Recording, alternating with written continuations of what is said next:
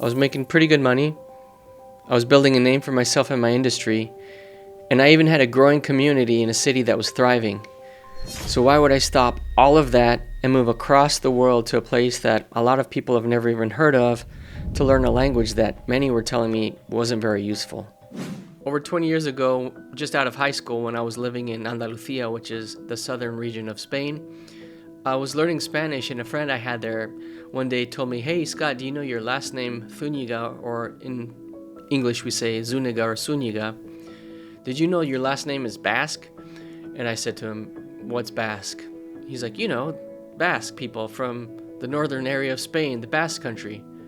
And I had no idea what he was talking about. I said, I don't know anything about them. He's like, yeah, they have their own language. They have their own culture. They're really proud of it. Nobody knows where their language comes from. It's really old. And when he told me this, I was kind of shocked because I was already in my early 20s. I'd never heard of Basque. How could something that is actually a part of me that I've been carrying my whole life be something that's completely foreign to me that I'd never even heard of? So it really piqued my interest to the point where I need to investigate this deeper. So I started learning about Basque, the language, the culture, the Basque people, the history. The more I learned about it, the more I realized that it was a really deep culture with a lot of rich history, that the language was a really unique language. It just fascinated me.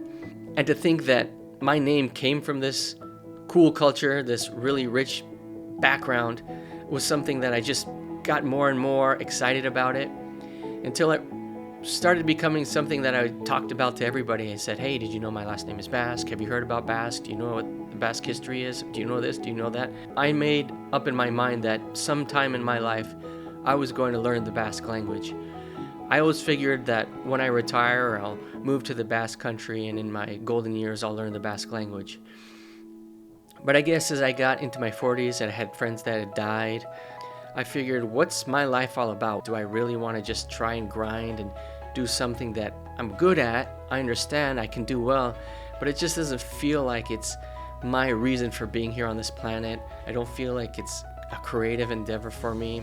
I'm a creative, I'm an artist, so I like to have projects that make me feel like I'm growing and learning and producing and becoming part of.